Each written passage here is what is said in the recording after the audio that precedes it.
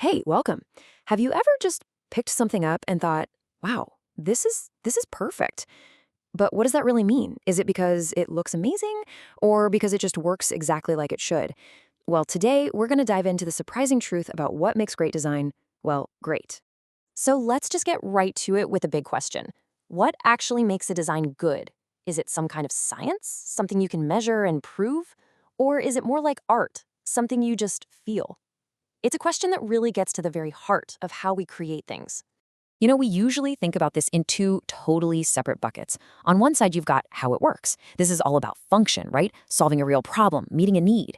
And on the other side, you've got how it looks, the art, the beauty, that feeling it gives you. For the longest time, these have been treated like two different worlds. But are they really? To figure that out, we've got to start at the beginning.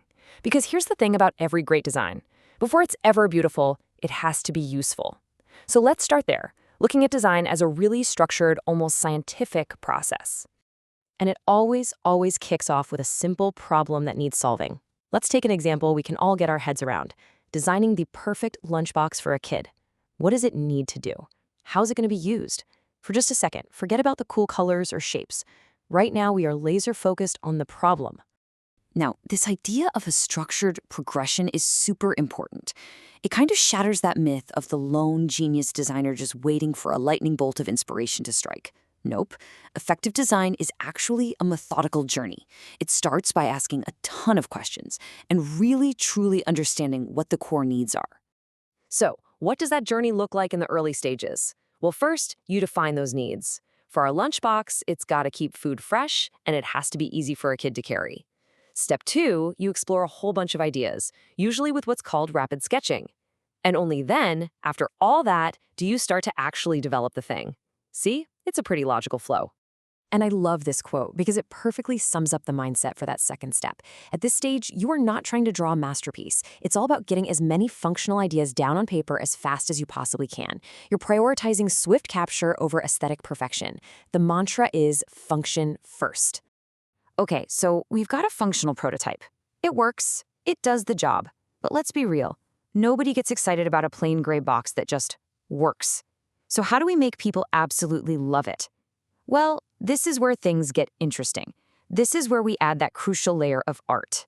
And this brings us right to the magic formula. Great design isn't just art, and it isn't just usefulness. The real magic happens when you bring them together. It's the perfect marriage of art and usefulness. So how do designers pull this off? Well, they basically borrow directly from an artist's toolbox. They use specific colors to make you feel something. They use eye-catching patterns to grab your attention. And they use unique, inviting shapes to make an object feel special. Believe me, these aren't just random choices. They are very deliberate, artistic decisions. Take color, for instance. A designer knows that splashing some bright yellow on a product is probably going to make you feel happy, maybe a little energetic, but if they want you to feel a sense of calm or trust, they might go with cool blues instead. It's basically emotional engineering, but with color. Pretty cool, right? Think about a book cover in a store. I mean, sure, its basic function is to protect the pages, but its real job is to use art, the images, the colors, the font, to scream at you from across the room and make you so curious that you just have to pick it up. That's art doing a job. And this whole idea scales up, even to entire spaces. A playground's function is obviously to be a place to play. But a great playground uses these wild, artistic shapes and vibrant colors and imaginative forms. It creates a place that doesn't just allow you to play, it actively inspires you to play. It just looks exciting. So we've got the science of function on one side and the art of beauty on the other. The final step, and really the true sign of a brilliant design, is when you weave those two together so perfectly that you can't even tell where the science ends and the art begins. So let's go back to our dream lunchbox one last time. For every single functional need, there's a solution that perfectly blends in the art. The need is to keep food fresh. The solution is an insulated case that has a really cool pattern on it. It means to be easy to carry.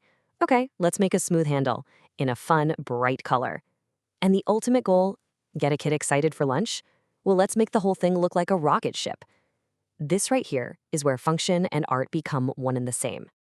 And once you start to understand this blend, this mix of art and science, it honestly changes how you see everything around you.